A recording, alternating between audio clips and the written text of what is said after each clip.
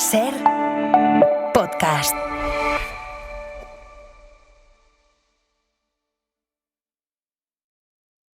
Y entonces, en algún lugar de la ciudad, la belleza de una mesa usada, copas casi vacías, pocillo de café, las servilletas unos bollos, las 3 manchas moradas del vino derramado. Relumbre de lo que fue tan brevemente, de lo que ya no es. Martín Caparrós, buenas noches. Buenas noches, Aymar. Qué bueno que hayas elegido justo ese fragmento. Es uno de los trozos que más me gustan de ese libro. Me encantó porque digo, joder, al final Martín es una de las personas que nos puede hacer ver la belleza en una mesa usada, después de comer, no antes de comer, que es cuando la mesa está bonita, ¿no? Sí. Me ha encantado Bué, que es el nuevo libro que publica Martín. Es una novela, es un libro muy particular sobre la ciudad de Buenos Aires. Al final lo que haces es un plano general de Buenos Aires, de la gente que vive. Pones un primer plano en las personas, en las historias personales de la gente que vive en la ciudad, casi como un dios omnisciente, ¿no? Bueno, ojalá lo fuera. Más omnisciente que Dios, porque Dios debe tener mucho trabajo, se debe aburrir como un perro. Pero, no, sí, bueno, es muy difícil la idea de contar una ciudad. ¿Cómo se cuenta una ciudad? Es absolutamente imposible, por supuesto, pero uno puede tratar de dar la sensación, ¿no?, de que lo que escribe o lo que cuenta es algo parecido a ese caos, esa especie de caos sinfónico que es una ciudad donde pasan tantas millones de cosas simultáneamente, donde vidas se hacen y se deshacen sin saber nada las unas de las otras y al mismo tiempo en una ligera comunicación que les da a formar parte finalmente del mismo mundo, de la misma atmósfera. Todo ese caos es lo que realmente me atraía mucho y quería buscar una forma de eso, de contarlo, de ponerlo en escena. Y bueno, por eso me incliné por una forma que no es absolutamente tradicional, digamos, que está hecha de fragmentos, de voces, de pequeñas situaciones que se disuelven y que quizás reaparecen unas páginas después o no. Yo creo que, nada, es eso, es un gran rompecabezas, pero no para ser armado, sino para que siga siendo un rompecabezas, para dejar nada. Y ya llegué a la mitad del libro, llegué a esa conclusión. Dije, Martín no está buscando que yo hile todo, sino que lo que me está haciendo es la imagen de una ciudad. Exactamente. Sabes que hace poco un amigo me decía algo parecido a esto, que es que él había leído, no sé, una parte, un tercio o la mitad del libro, tratando de ver cómo hacía para poner orden en todo eso y esto que tiene que ver con aquello y lo demás allá, hasta que dijo, no, yo me voy a dejar arrullar, digo, que me lleven. Yo leo, disfruto, decía él, leyéndolo, y que me lleven a donde sea. No voy a tratar de hacer sentido con esto. El sentido se hace solo. Déjalo y en algún momento se hará y quizás no sea el que estás esperando, ¿no? Tiene una lógica el libro, ¿no?, que es un poco la lógica que se desprende de la ciudad, tal y como la ves tú, que dices, ¿no? Una ciudad no es tanto la calle, la esquina, el espacio público, sino lo que pasa dentro de esas ventanas, en esos livings, en esas cocinas. Esa es la ciudad, lo que está dentro, ¿no?, lo que está debajo de la piel de la ciudad. Claro, es que no nos damos cuenta de esto, de que vivimos tan cerca de tanta gente de la que no sabemos absolutamente nada, gente a la que le está pasando todo tipo de cosas. Nos hemos acostumbrado a esta cosa un poco aterradora de que sobre nuestras cabezas a 1 metro hay gente caminando, bajo nuestros pies a otro metro hay gente pensando, digamos, con sus cabezas, si es que lo hacen. Digo, pasa de todo a nada de distancia de cada uno de nosotros y no nos parece raro. Es lo más extraño que hemos inventado en la historia de la civilización. Total. Y además dices que esa gente que pasa a nuestro lado ocupa, nada, un segundo o 2 segundos de nuestra atención, pero casi siempre se evaporan. Una persona que te llama muchísimo la atención ocupa 10 segundos de tu atención como mucho. Sí. Y lo pensé poniéndome en el otro lado, ¿no? Soy tan insignificante que ocupo solo 1 segundo de la atención de quien me ve, ¿no? Porque al final uno se piensa único, se piensa especial. Y realmente la persona que te está viendo por la calle a los 2 segundos te ha olvidado. Sí.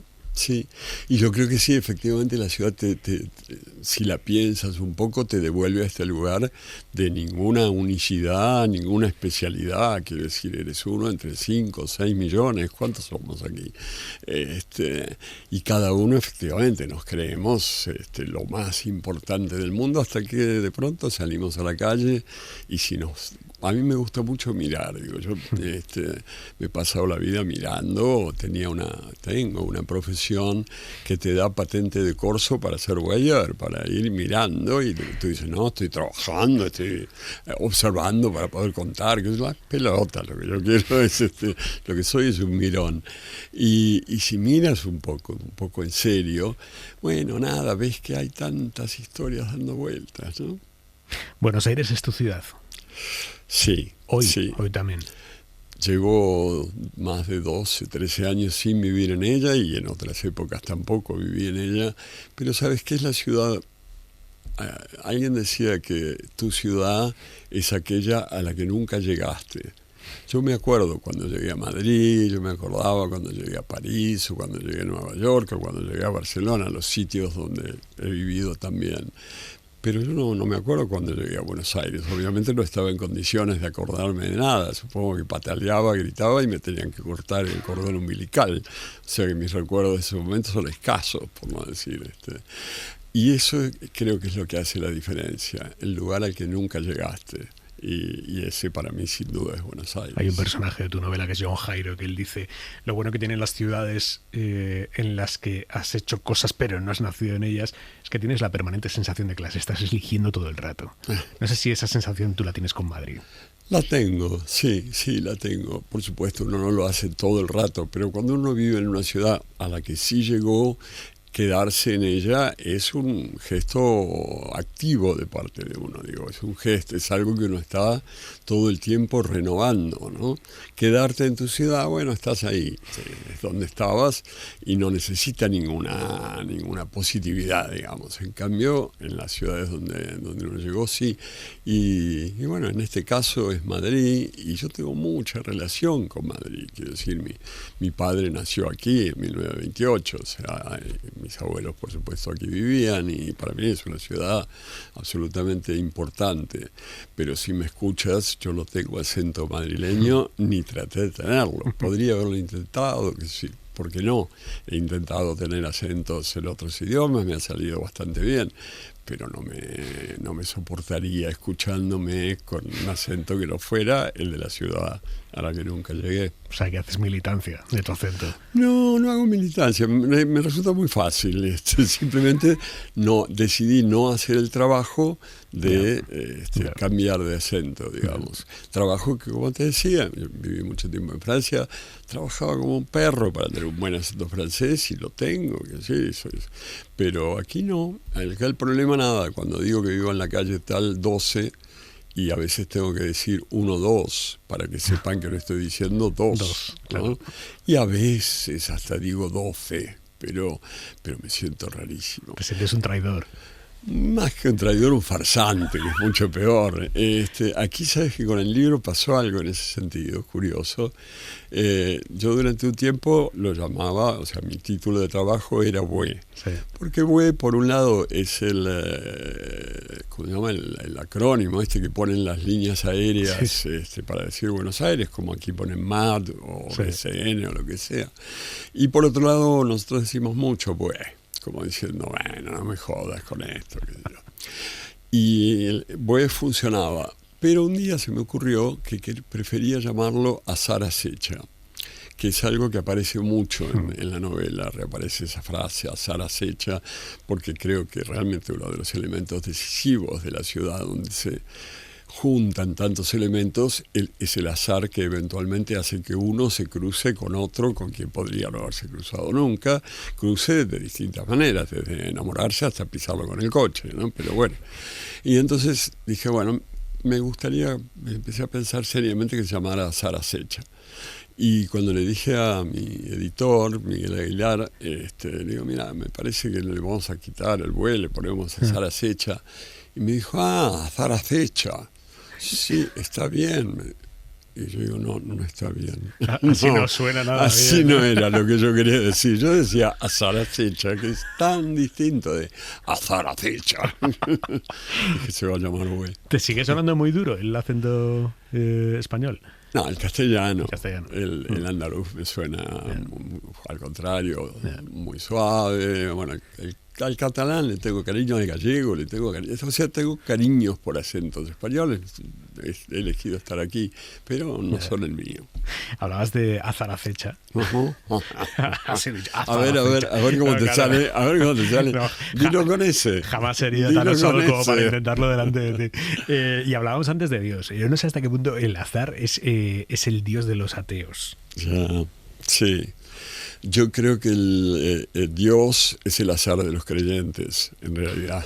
O sea, se han tenido que inventar un Dios porque no soportan la idea de que las cosas pasen por azar, ¿no?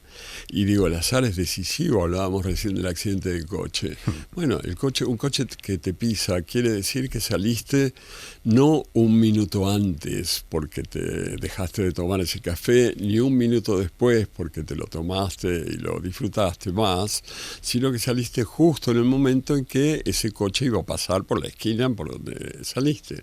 Es un azar absolutamente puro y todo lo es en general. Después uno le da razones, le da lógicas, escribe historias para justificar que no lo sea.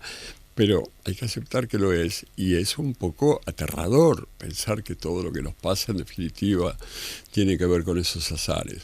Entonces, bueno, los más cobardes, los que no soportan esa idea, se inventaron un Dios para decir que las cosas tienen sentido, que suceden porque hay un poder superior que así lo determina y todo esto. Yo, insisto, no lo había pensado en esos términos, pero ya que lo dices, creo que sí, que el Dios es el azar de los creyentes. Preguntado por el periodista, el aparente líder de los agresores dijo que habían cagado a palos a aquel hombre porque estaban hartos de oírle decir siempre lo mismo. Entonces el periodista le preguntó qué era eso que decía ese tipo. Y el líder de los agresores le contestó: esa pelotudez de que mientras hay vida hay esperanza. Ya no lo soportábamos, hermano. Era imbancable. No siempre hay esperanza. No siempre hay esperanza. ¿Según esperanza de qué? Pero bueno, mírame a mí. Digo, yo tengo vida, no tengo esperanza, pero tengo mucha vida. Bueno, ¿para qué coño quiero engañarme con la esperanza? Hay una edad, cada vez más tardía, leo también en tu libro, en el que la vida deja de ser un chiste y pasa a ser una tristeza. Ostras, tú, Martín. Sí, yo supongo que sí, cuando uno se da cuenta de que, bueno, de que lo que iba a hacer ya lo hizo, por lo menos en buena parte. Nos pasamos la vida como jugueteando con el futuro, ¿no? Bueno, yo estoy haciendo esto, que no está mal, que lo estoy pasando bien, que tururú, pero ya van a ver cuando realmente haga aquello para lo que estoy preparado. Bueno, llega un momento en que ese chiste ya no corre, porque es evidente que ya serás el que fuiste, ¿no? Y es duro cuando te das cuenta de eso, cuando tienes que aceptar que ya no hay futuro para venderte. Esa frase final, bueno, no final, pero que está al final del libro, que dices, durante mucho tiempo supuse que el futuro me sucedería a mí también. Ahora, que sé que no hay nada que extrañe más que la idea de un mundo muy distinto que nunca voy a conocer. Sí, eso me pasa.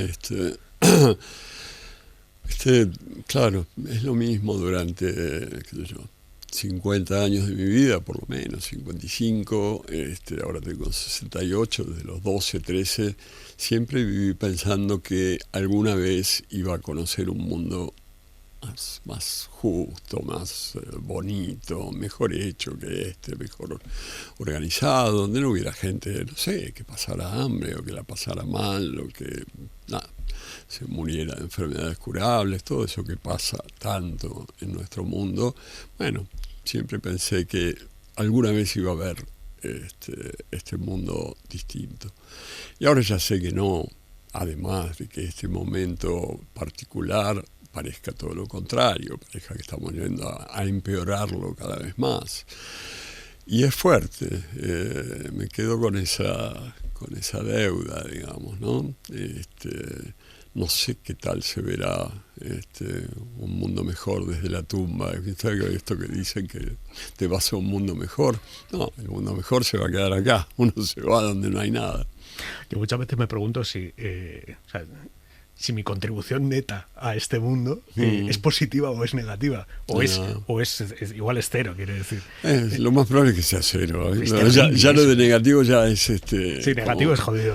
No, ya es como que te das corte, digamos, no, he sido muy negativo para el mundo, ¿qué vas a hacer? Pero, en general no soy nada. Realmente yo contribuyo a que el mundo sea un sitio mejor? O sea, es una pregunta que me hago mucho. Sí, yo también. No tan así. Yo me pregunto más, ¿estoy haciendo todo lo posible para contribuir? ¿Estoy haciendo lo que puedo hacer para contribuir? No lo mido en términos de resultados. Yo estoy muy en contra de la ética de los resultados, o yo la llamo así, esta idea de que las cosas se justifican por lo que consiguen. Yo creo que las cosas se justifican en la medida en que uno está haciendo lo que cree que tiene que hacer. Y es honesto con eso, y es enérgico con eso. Y bueno, y después si el resultado no es el que querías, pasa casi siempre.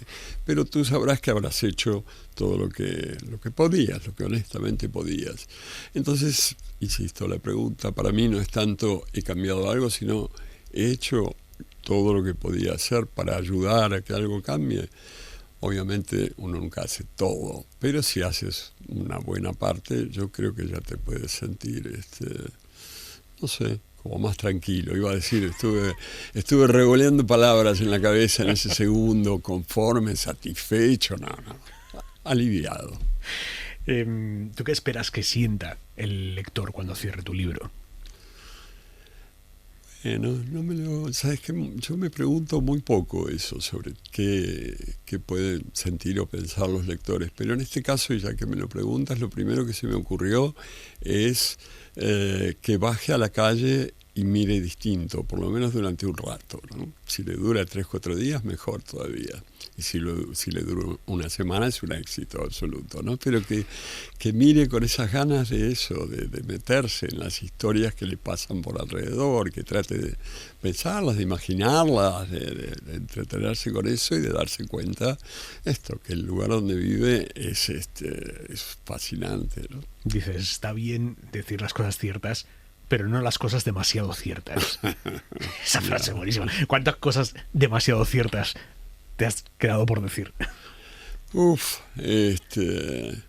Bueno, yo creo que muchas todo el tiempo, salvo cuando estoy en la radio. Mira, la radio por alguna razón me destapa. Un poco, sí, un poco todavía. Yo sabes que yo hice mucha radio cuando era chico, cuando tenía 20 y pocos años y tal, y volver a estar un rato en un estudio de radio, que yo me parece que me devuelve algo de toda esa época que me gustó mucho, y nada, es algo a lo que le saco mucho placer. ¿Con qué estás ahora, Martín? Estoy medio terminando un libro que es la primera vez que me pasa que lo termino. Casi lo he terminado y todavía no entiendo bien qué quería decir. O sea, estoy tratando de entender cómo fueron los grandes cambios de estos últimos 200 años, si tuvieron más que ver con las revoluciones, como a veces creemos, o como casi siempre creemos, o con ciertas formas de la evolución, que son cambios que se dan como azarosamente, involuntariamente. Digo, cuando Tomás Alva Edison inventó la lamparita, él lo que quería era ganar más plata que el de al lado, no quería que cambiara toda la idea del tiempo que tienen las sociedades en este momento, y sin embargo lo ha hecho. Y así, sucesiones de pequeños azares que producen enormes cambios, mucho más para mucha más gente que aquellas revoluciones que se suponía que tenían que hacerlo, ¿no? Entonces estoy dándole vueltas a eso, estuve contando un poco cómo fueron las revoluciones y las evoluciones, y tratando de sacar algunas conclusiones de todo eso, y bueno, en eso estoy embarrado en este momento. ¿Cómo describes este momento que estamos viviendo? Para empezar, muy sorprendente. Nadie pensaba que esto iba a ser así. Eso es curioso. En general, uno tiene cierta capacidad, el colectivo de gente que trata de entender cómo funciona el mundo tiene cierta capacidad de anticipar cosas, ¿no? Esto no lo anticipó absolutamente nadie, esta vuelta de la derecha y de la derecha extrema, y esta recuperación del hiperindividualismo que se mezcla mucho con la violencia hacia todos los demás, el odio, la cuestión de, bueno, acá hay que salvarse solos, no lo creíamos, no creíamos que iba a ser así, y estamos muy Digo, todos los que no creíamos y lamentamos que sea así, que creo que pese a todo somos muchos, estamos muy como, en mi barrio dirían, en bolas y gritando, sin saber qué hacer con esta situación. Y eso es un poco lo que yo quería preguntarme en este libro que te digo, pero como te digo, no encuentro todavía la respuesta, que tampoco es lo único que uno encuentra, no puede encontrar otras cosas además de la respuesta. Ojalá sea al menos eso. Me quedo con esa imagen de que estamos como sociedad en bolas y gritando. En bolas y gritando, sí. Así es, sí. En fin, Buey, un libro fantástico de Martín Caparrós. Martín, mil gracias, buenas noches. No, al contrario, muchas gracias a ti. Para no perderte ningún episodio, síguenos en la aplicación o la web de la SER, Podium Podcast o tu plataforma de audio favorita.